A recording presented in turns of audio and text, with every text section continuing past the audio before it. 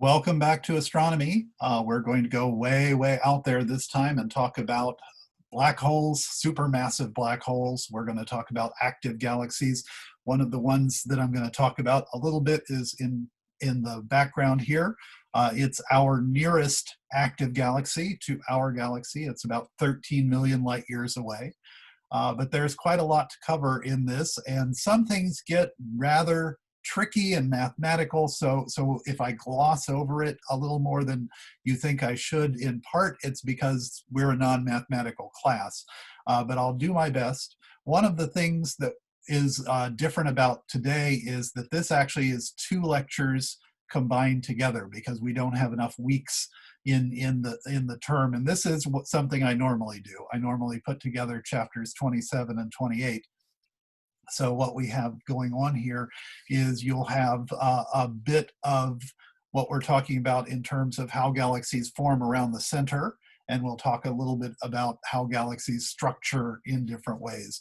So both of those things are covered in both of the chapters that we have. So without any further ado, let me see if I can figure out once again how to share the screen. You'd think I'd be getting to know this by now. Let's see, I don't want to do that there. So there I am up in the corner, and we are at our slideshow. So we're at chapters 27 and 28. As you see, it says active galaxies, quasars, and supermassive black holes. This is an exciting area of study for me because when I was taking this class 40 years ago, we didn't know what quasars were. We only had the briefest glimpse what they were because we were just beginning to discover them. We had really no idea about a lot of the stuff that we're going to be covering here. So this is really new science. This is science within my lifetime. This is science in part within your lifetime, because here we have pictures of the Hubble Deep Field. The Hubble is celebrating its 30th anniversary in orbit this year. That obviously wasn't on the cards when I was taking this class 40 years ago. But one of the things we can see is that wherever we're looking into the sky, the deeper and deeper we go, the more and more galaxies we see. As you can see from the right up down here, this is 1/100th the size of the moon. So if you were to look up at the moon, if you actually close one eye and hold your thumb up, you can actually cover the moon. So the moon is about the width of your thumb in terms of how big it is in the sky. It's about half a degree. And if you take 1/100th of that, so take just the 1/100th slice of your thumb, don't slice your thumb, but if you do that, that's what we're getting here in this picture here as we expand and expand and expand and go deeper and deeper into space. We have galaxies everywhere. And one of the things that we started finding were these sort of radio sources. They're called quasi-stellar radio sources because we didn't know what they were. They sort of looked like stars. They were pinpoint kinds of things. So they didn't look like galaxies. They didn't look spread out. They didn't have structures that we could see. But they were churning out all of these signals, and so we called them quasi-stellar, and they were radio kind of thing. So here's a typical one that if we were to sort of look at them through regular telescopes that we had on the ground, when we would sort of aim our telescope towards it, frequently all we saw was a pinpoint, again, stellar object, a star kind of thing. That's in part because they were very, very, very far away. One of the things that clues us into how far away they are is, again, that cosmological redshift. The faster things are moving away from us, the further away they are. And that is what was happening with most quasars that we saw. This one here is going at about 1/3 the speed of light. I mean, huge, huge recession speed away from us along the way. Some of the people who were partly responsible for figuring out what quasars were include Schmidt and Sandage here. They were the ones who figured out the red shifting that was taking place. And one of the things that helped them was a particular one called 3C273. Just a wonderful poetic name there. But almost everything I read for the first 20 years on quasars always focused on this one because not only was it a stellar object, but it had this sort of jet of material that was coming off, as you can sort of see in B here. And that gave us a clue that there's more going on here than it being a stellar object. This is 200,000 light years long. That's twice as long as our galaxy. So something's going on here, they said. Typically, when we look at them, they sort of look through sort of Roy G. Biv kind of thing. They look like bright stars, but they are enormously far away. These are 9 billion light years away. That's sort of 2/3 of the way across the visible galaxy along the way.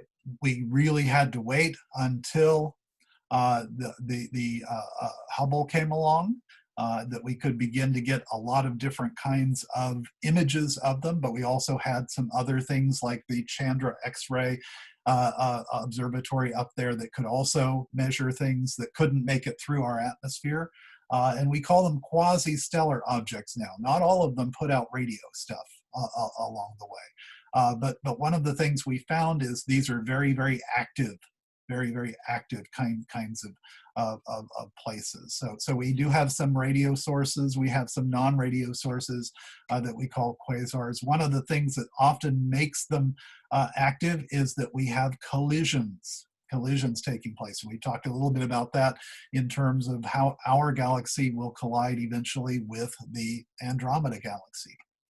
Here we can sort of see some host galaxies with some interesting interactions going on. We can see these here in the bottom middle that are sort of, they look like they're pulling towards each other and merging. Here we have quite a bit of a splatter that's taking place. Here we see sort of post-collision, perhaps with long tails and other kinds of swirls around them. There's a lot going on here. And when there's a lot going on, that generates a lot of energy, a lot of radiation, a lot of friction, a lot of stuff happening out there. And as we're looking at these kinds of things, one of the things that happens, of course, is these are three-dimensional objects. So there's some things that are closer and some things that are further away. Well, the light that's coming off of the things that are closer to you are going to get to you sooner than the light that's coming off of things back here, because it has to go through the whole thing and then get to you. So the light from here that's emitted at the same time, let's not get into relativity here, as the light that's here, will actually take 200,000 years longer to get to you. So it's an interesting kind of thing when we're talking about how these things brighten and dim, is because they are so large, we're getting this effect that comes off of them. One of the things that we can see with different perspectives, again, I mentioned our Chandra X-ray observatory, which can see X-rays. We can't see those from the surface. We can see radio waves from the Very Large Array out in New Mexico. Here's the Hubble, the HST, Hubble Space Telescope, in Roy G. Biv visible light. We put all these streams together. We can see quite dramatic stuff that's coming off of a supermassive black hole, a very active center from M87. M87 is a huge elliptical galaxy, this is the one where we got the famous black hole picture just a year ago or so. As we're looking at the center here, we've got an enormously active center. And of course, the center is moving. It's rotating around, which means part of it's going away and part of it's coming towards us. So if you think about how something's rotating, if you're looking at this one's coming towards you, this one's now going away, this one's coming towards you, this one's going away. So we have a receding and an approaching. When something's receding, it's got a red shift. When something's going towards you, it's got a blue shift. And we can see that happening in the center of this galaxy.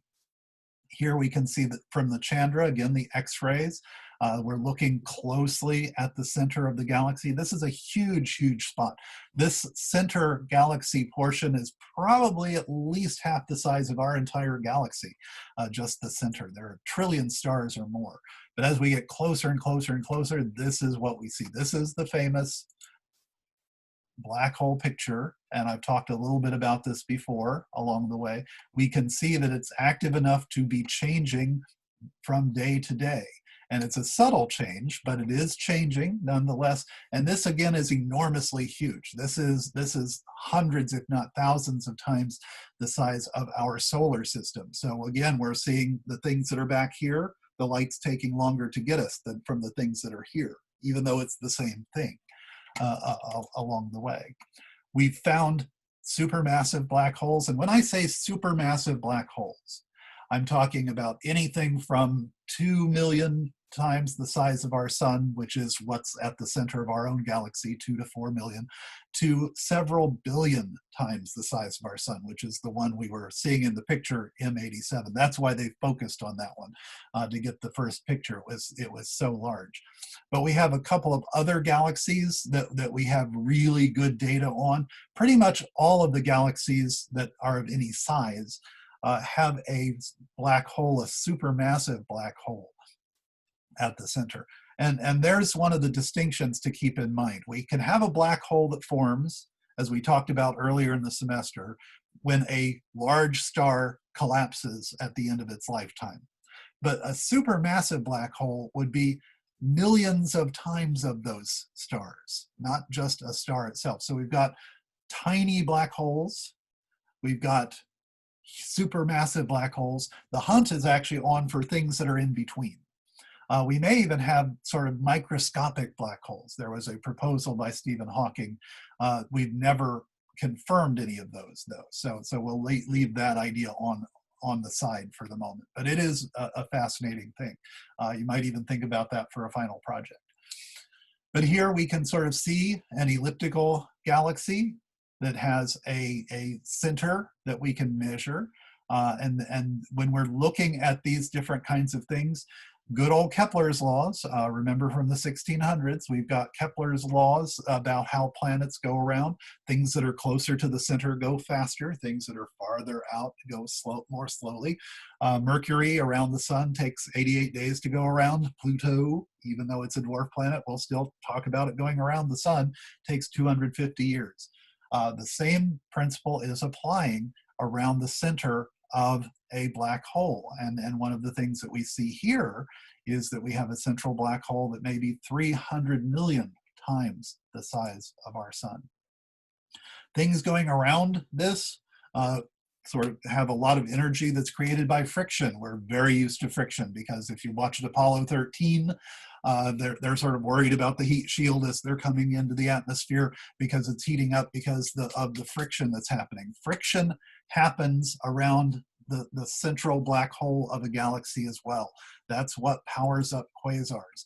And in our own galaxy, here's our galaxy, sort of edge on. We're sort of way out here in the hinterlands kind of thing. You can see where it says sun over here. We're always in the outlying area as we orbit around. We're never in this center area, which is good because look how much radiation there is. We've got these huge X-ray bubbles that have emerged from the black hole, the central black hole, which tells us that our central bulge, our supermassive black hole, was once much more active than it is now. And this is sort of the residue that's left over from that time. When we look at different galaxies, they all seem to have some kind of jet or jet residue of stuff that's coming out of the black hole. There's stuff around it that's called the accretion disk. We've talked about that a couple of different times in the formation of solar systems and stars, the formation of galaxies. This is stuff that is spinning around, causing the friction, causing the energy and the heat. These jets of energy are spinning out from the poles of the black hole. If we have a fat disk, and trust me, I know all about fat disks, we have jets that are more slender in terms of, and more focused in terms of their energy output. When we have a thinner accretion disk, the jet spreads out far more. When we look at active galaxies, here we have NGC, remember New General Catalog, 4261, we can sort of see the jets of energy coming out. This one has a substantial and a sort of rather fat disk that's around it that's helping to focus the jets of energy coming out from there. The way we look at these things now is very complex, and we use the event horizon telescope, and we use the various telescopes that are chained together. This is the global network that was put together to look at the black hole around in M87 and look at the area around that. We can sort of see that we keep getting better and better and better images. I think I've shown this to you before in one of the earlier chapters here, but we are at the EHT, Event Horizon Telescope. Notice that the ALMA doesn't give us a larger baseline, but it gives us more detail from within what we're using there. So we keep improving in terms of our sensitivity. Notice our sensitivity and our collecting area go up commensurately. When we're looking at quasars, we see lots of quasars in the early universe. We see fewer and fewer and fewer as we go into our current time. And that's actually a happy thing for us, because these things, like I have behind me, tend to spew lots of radiation out everywhere. And that's not so conducive for life. As we're looking for life in the universe, that's actually something to keep in mind. And as we look at different galaxies, we do have some galaxies that seem to not have a central black hole. In fact, our globular clusters around our galaxy hold themselves together collectively by their own gravity. They don't have one central thing at the center that's larger than everything else holding it together. And as we look at the different galaxies, as they enlarge, we see they have larger and larger central black holes. But another thing that happens, spiral galaxies will tend to have smaller central black holes than elliptical galaxies, the big goose egg galaxies that will have a huge, huge black hole in the center. M87 is one of these big goose egg galaxies. Our galaxy with a smaller black hole is a spiral galaxy, or actually a barred spiral galaxy. And we can plot that kind of data along according to this chart here. Black holes will often rip stars apart. In fact, one of the things that gives the X-ray flares that we see from our own central massive black hole is there's a star that's circling around and sort of getting sliced up like a Thanksgiving turkey. And every time that happens, it generates lots of X-rays. So this is happening. We've seen this kind of thing before, where we have the mass exchange from one star to another, or even Cygnus X1, where there's a black hole with a nearby star and it's feeding off of that. That happens in the center of galaxies as well, although there's usually more than one star that's happening with. When we have colliding galaxies, eventually it is thought for most of them, if not all of them, their central black holes will merge together. We have a supermassive black hole. Andromeda has a supermassive black hole. When our galaxies collide together, of course, everything's going to go every which way, but eventually those black holes will merge. They won't just boom, they'll circle around each other until they spin into each other. And it'll be a good time at that point to be far, far away, watching it from a distance. I could break into Bette Midler for you, but I won't. We have seen that happening with Hubble in other places before. And this is part of, segue, galactic evolution. And that's one of the reasons why I combine these two chapters together. Here we can see two galaxies that are colliding with each other.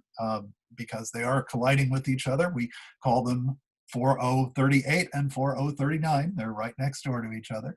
Someday they'll be living together, but we can sort of see, notice we've got this sort of tail off of this one. We've got this tail off of this one. These are swirling around each other.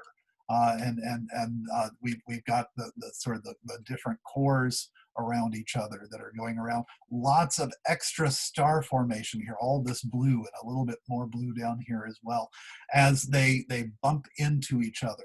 And we have dark material, not dark matter, dark material that's in front here that will also likely cool and form into stars and solar systems. So when we're sort of looking at these things, we're looking further and further back in time. And I'll let you read this on your own. You can pause the video if you want. But and we've talked about this before, the further out in space, the further back in time we're looking at it. This is a collection of galaxies called Abell 2744. And this is in the constellation Sculptor. And one of the things that we can see is we have hundreds of galaxies that we can actually see in the photo. There are actually thousands of galaxies that are out here.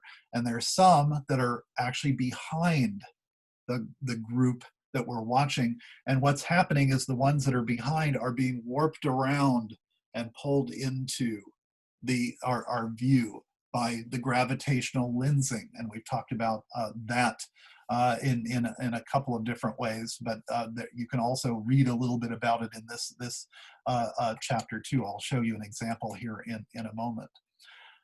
The way in which we see the most distant of galaxies is often through that kind of gravitational lensing.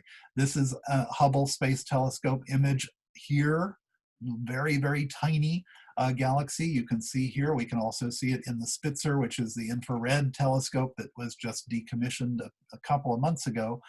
13.2 billion light years away. This is when the universe was only a couple of 100 million, not billion, but million years old. The redshift is very high here. Remember, the redshift follows the Hubble equation. And the Hubble equation gives us a clue when we're using the Hubble Space Telescope data, sort of a nice sort of combination of things that's going on there. This is the ultra deep field. I've talked about this a little bit before. If you sort of look at just a dark patch in the sky and leave it sit there and let the light collect, this was an 11-day long, so imagine just sort of sitting there for 11 days. Your retina can't pick it up because what's happening is your retina is sort of like a film camera. You're getting a frame and getting rid of it, getting a frame and getting rid of it, getting a frame and getting rid of it. It doesn't build up in your vision the way a photographic plate, if you just leave it there, it'll like put the light and the light and the light and the light, or a charge coupled device can add to it along the way. So we've got 10,000 different objects in this little image here. If we blew it up and analyzed all the pixels, there are quite a number of things that are there. But one of the things that we see is we get more and more and more further and further and further out along the way. And the earliest of galaxies we can see are often misshapen. The earliest of galaxies we can see are often much smaller. Our Milky Way is 100,000 light years across. There are some in the early days that are as small as 2,000, not 100,000. We're 50 times larger than that. We're by no means the largest galaxy around. But these are the seedlets of later galaxies that are forming as we look that deep into space. One of the smallest, again, is here. It's only 850 light years across, or like 400, 500 times smaller than our Milky Way. Look how faint this is compared to the other material that's going on here, the other sort of galaxies and stars that are here. And we can see our typical spiral galaxies. We're seeing an edge on here. We can see our sort of goose egg galaxies here and here. But this is really cutting edge, at the greatest distance possible kind of astronomy that we have now. And if we get to the point with the James Webb going up there, we may increase our sensitivity dramatically still. But one of the things we find over and over and over again as we're looking at the galaxies is we find it to be a fairly common thing that galaxies interact with each other. So we have these different images in different ways. We have visual light, we have radio waves like up here in this image. We can see our sort of black and white. This used to be one of the standard ways that people would look at the sky, by the way, on photographic plates, and quite frequently these would actually be glass plates that you could sort of hold up to each other and see what the difference is. But down here, for example, this collection of galaxies is called the mice. They sort of look like mice that are dancing with each other. They're pulling and tugging on each other. And this one here in picture F has always been really astonishing to me, because we've got one that is actually sort of heading right into the middle of it. So we've sort of got what's happening there is almost like a shock wave that's coming off of this along the way. There is a little typo, by the way, in this. This should be F here because this is E for mice. We have computer simulations of what galaxies interacting would be like. They're actually pretty hard to put together because when you're talking about 200 billion distinct pieces of information in one and 400 billion distinct pieces of information in the other, how they're going to interact. So quite frequently when we're doing these simulations, we're doing them with a billion rather than 200 billion. But we're guessing that they will be similar to what would happen with even larger structures along the way. That's not a guarantee. So that one of the interesting things will be, as computing power increases, our ability to simulate these things will get better and better as well. So one of the things we note is this looks like a spiral, this looks like a spiral. Look what happens to the smaller spiral, look what happens to the larger spiral. And as they interact with each other, what we're left with at the end is a goose egg. We're left with an elliptical galaxy. And I've mentioned this before when we're talking about our Milky Way over here and our Andromeda over here coming towards each other. This is what's likely to happen. And in the far, far future, 5 to 10 billion years from now, we should be going from being a splatter, an irregular galaxy, into a goose egg, into an elliptical galaxy along the way. Galaxies do eat one another. I've mentioned that before with regard to our galaxy. We're currently eating the small and larger Magellanic clouds. We see that happening out there as well. And we do have some galaxies that show quite a lot of maybe indigestion taking place here with the different kinds of gas and dust. As your write-up will tell you, elliptical galaxies usually don't have a lot of gas and dust like this. So one of the things that this tells us is that it's just had breakfast. It's eaten something along the way. Here we can see lots of blue. Here we can see some blue areas as well. The blue is where stars are forming. This is new star formation. This is great stuff that's happening here. And these are images that are both Hubble and Spitzer. Again, we're combining the Roy G. Biv and the infrared. And then we see, no matter whether we're close or far, collisions. We have different ones, and it's a high percentage in this cluster alone. In this one here, we have 13 out of 81 showing distinct images of collisions taking place. And then we have, ta-da, we have our image that's here, Centaurus A. One of the things that makes this very fascinating to us is it is a very active galaxy. You can see the jets sort of spewing off from the center. We see what looks like a really rollicking wild time downtown in the middle of this galaxy, but it's only 13 million light years away. It's not 5 billion or 9 billion or 13.2 billion years away. So this is not in our local group, but it's in our neighborhood. It's not too far away. And these big lobes of gas and dust and X-ray stuff that's coming off here is reminiscent of those Fermi bubbles that we see coming off of our own galaxy. So our own galaxy has acted like this before as well. Shown you this picture before of Hubble at work, and of course we have a lot to thank him for, but we largely use his information for, in terms of galaxies, for placing them at nearness or farness away. And one of the things that we work on is the idea that the universe is homogeneous and isotropic, which basically means that every part of space, this space, this space, this space, this space, this space, is all pretty much the same. If I was living here, we'd have galaxies and stars. If I was living here, we'd have galaxies and stars. That is pretty much all the same along the way. So as we're looking further away from us, what we're doing is we're seeing what our space would have looked like in the past along the way. And this is the cosmological principle. We are in the local group. I'm going to show you a couple of different images of our local group of galaxies. This image is sort of 2 dimensionals of 3.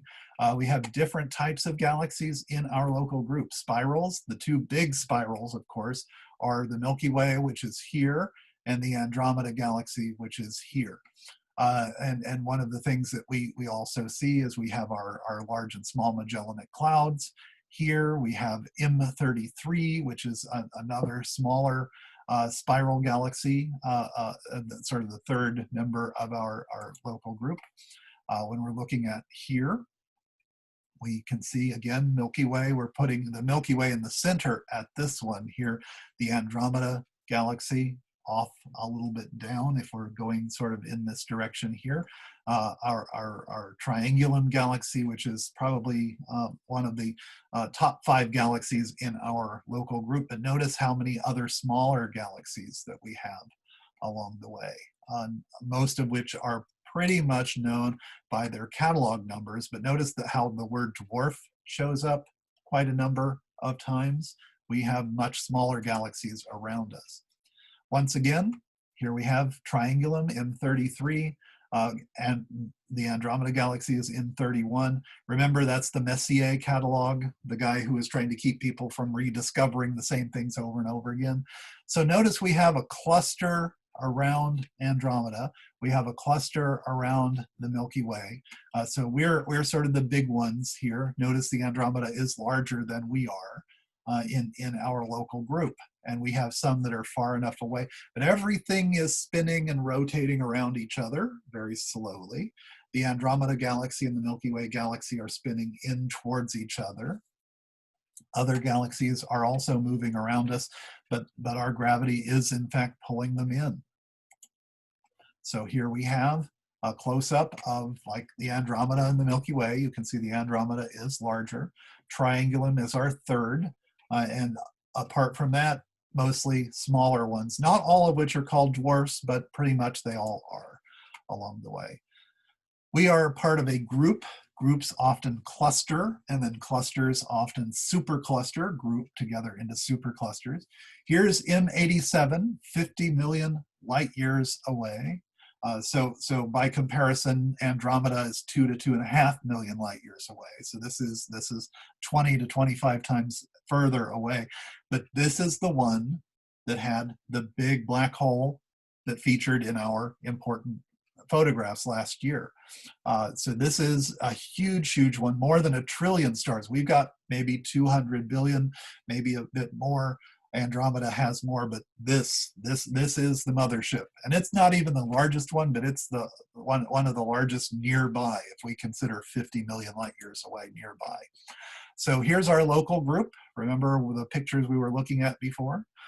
So here's where the Virgo cluster is going to be.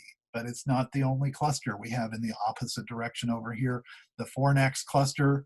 Our deep field image, our Hubble deep field image is looking in this direction of the Fornax area. And then we have the Eridanus cluster over here. We have different groups. So clusters are larger than groups, superclusters are larger than clusters.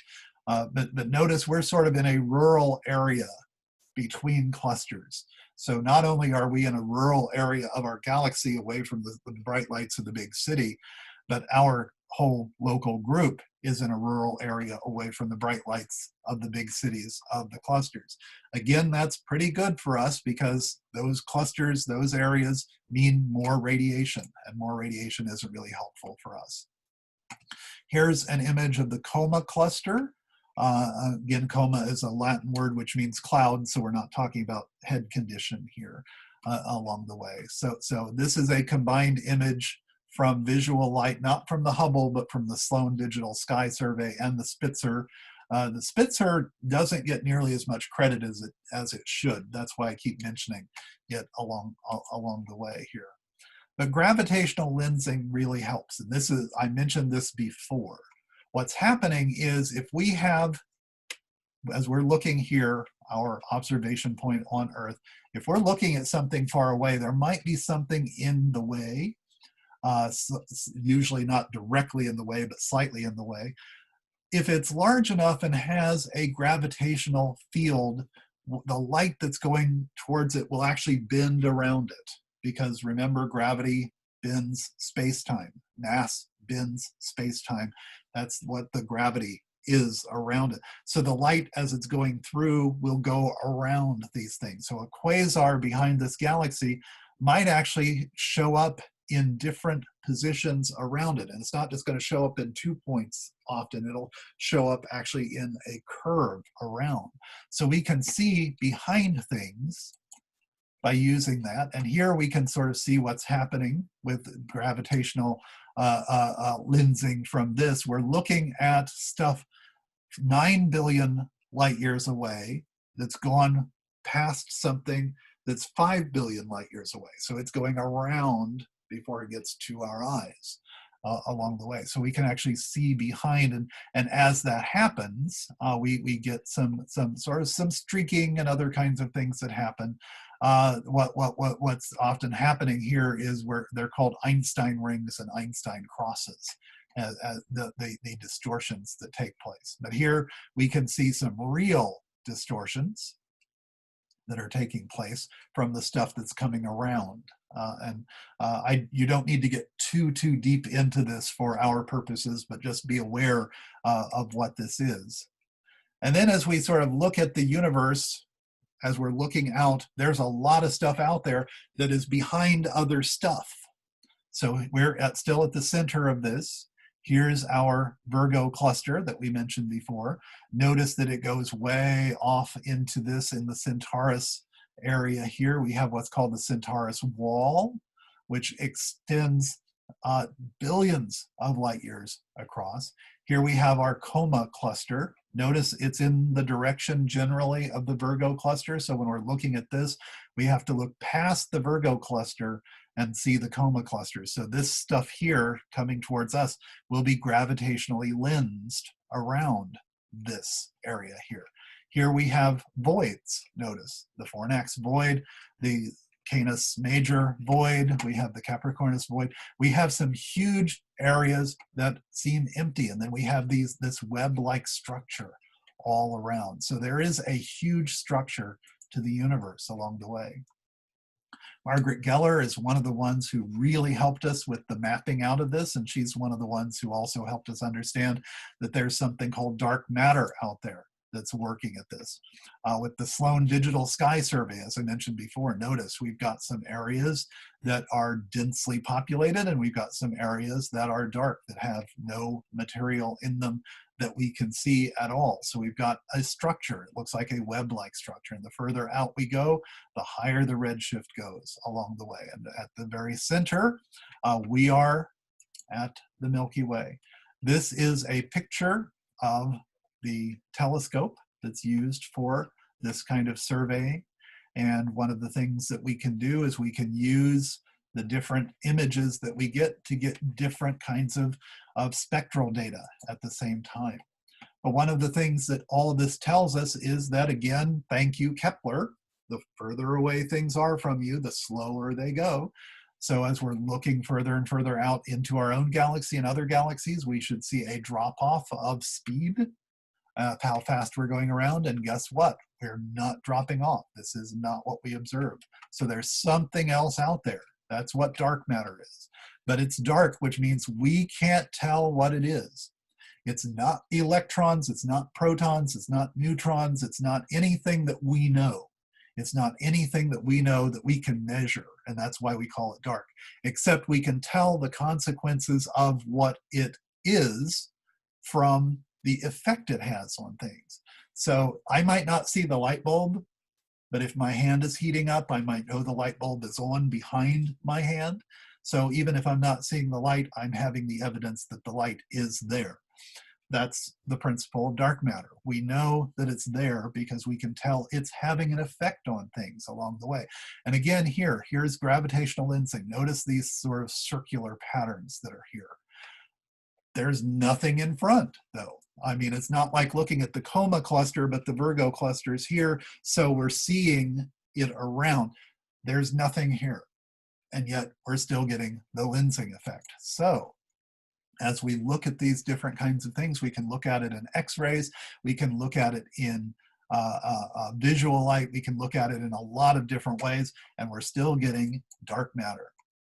So there's a lot out there. There's a lot of stuff we can see. There's a lot of stuff we can analyze. There's a lot of stuff that we have yet to figure out.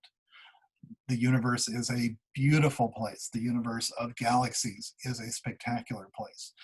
One of my favorite things to do if I ever get the chance to travel again in the Southern Hemisphere is to just go out beyond the city and look up at this. Look up at the large and the small Magellanic clouds here.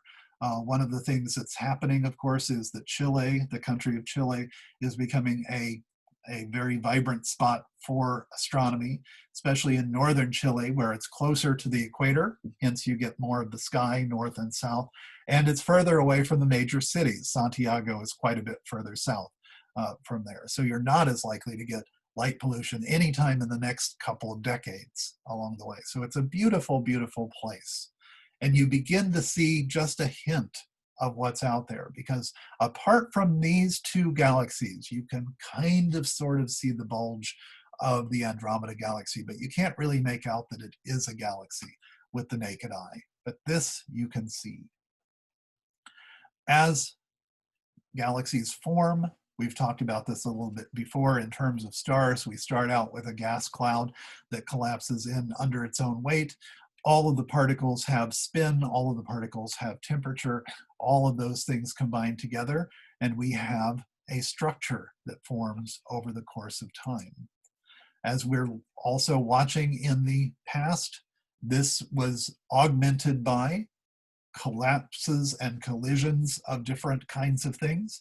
This one here is sometimes called the train wreck because we have so many different things that are interacting with each other along the way. But as we, again, apply our supercomputer possibilities to how matter would form from the Big Bang to the present, we can see, starting out with a sort of fairly uniform, isotropic, and homogeneous, remember those words, distribution of material at the Big Bang.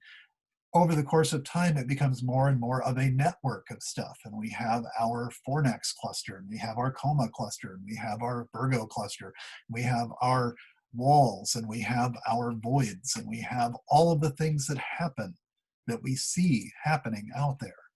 And the different types of galaxies form into clusters. And all of these things make for a very beautiful universe.